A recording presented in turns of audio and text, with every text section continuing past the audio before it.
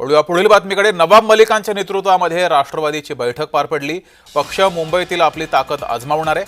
भाजपाच्या नकारानंतर सुद्धा राष्ट्रवादी मलिकांच्या पाठीशी ठाम आहे। याबाबत काँग्रेसचे प्रदेशाध्यक्ष हर्षवर्धन सपकाळ यांची प्रतिक्रिया समोर आली आहे, ती पाहूयात। नवाब मलिक हे जो अलायन्स पार्टनर आहे महायुतीचा, त्यातले ते एक आमदार आहेत। त्यांच्या कन्या देखील त्यात आमदार आहेत आणि त्यातले घटक असताना तुम्हाला जर एवढीच स्वाभिमानाची जर खाज असेल तर आपण राज्य मंत्रिमंडळातून बाहेर पडा किंवा राज्य मंत्रिमंडळातून अजित पवारांना बाहेर काढा।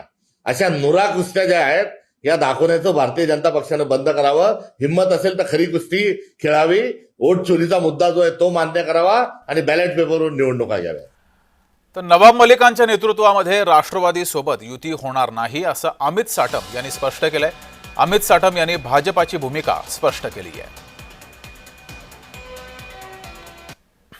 राष्ट्रवादी काँग्रेसचे नेते जर नवाब मलिक असतील तर या युतीमध्ये या राष्ट्रवादी काँग्रेस अजित पवार गट सामील होणार नाही।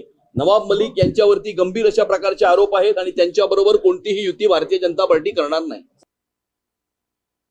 भारतीय जनता पार्टीची जी भूमिका आहे की नवाब मलिक यांचं नेतृत्व मान्य, आम्ही पण नवाब मलिक यांचं नेतृत्व मान्य करत नाही आणि आम्ही विधानसभेच्या निवडणुकीच्या वेळी जी भारतीय जनता पार्टीची जी भूमिका आहे तीच भूमिका आम्ही स्पष्ट केली होती। त्यामुळे तीच भूमिका ठेवून नवाब मलिक जर मुंबईचं नेतृत्व करत असेल तर आम्ही कुठल्याही परिस्थितीत राष्ट्रवादीची बरोबर युती करणार नाहीये।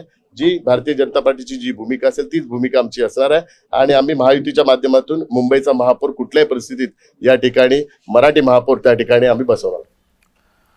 अधिक माहिती घेऊया, आपले प्रतिनिधी जय पवार आपल्या सोबत आहेत। जय, भाजपाच नाही तर शिवसेनेची सुद्धा तीच भूमिका आहे। जर नवाब मलिक राष्ट्रवादीचं नेतृत्व करणार असतील तर त्यांना महायुतीमध्ये घेतलं जाणार नाहीये। याचा नेमका फटका की फायदा हा महायुतीला होईल?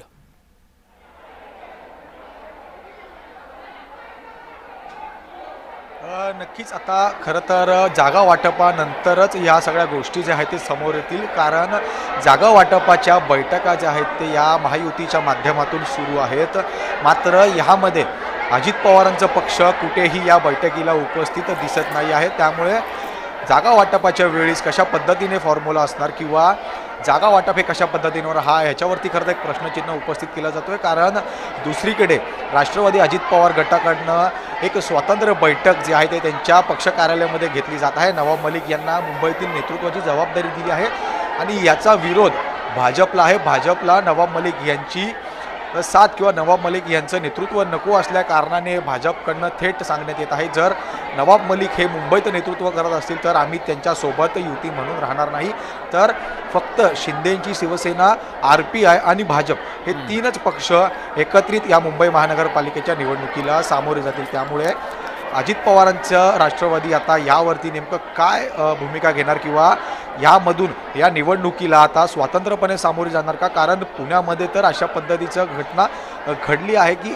भाजप आणि राष्ट्रवादी अजित पवार गट हे आमने सामने निवडणुकीला सामोरे जाणार आहेत। त्यामुळे आता मुंबईमध्ये सुद्धा ही परिस्थिती उद्भवते का हे पाहणं आता महत्त्वाचं असणार आहे। कारण नवाब मलिक हे त्यांच्या पदाधिकाऱ्यांसोबत, त्यांच्या माजी नगरसेवकांसोबत चर्चा करत आहेत। निवडणुकी संदर्भात त्यांच्या चर्चा सुरू आहेत। मुंबईत नेमकं आता काय होतंय ते पुढच्या काही तासांमध्ये दिवसांमध्ये समजेल।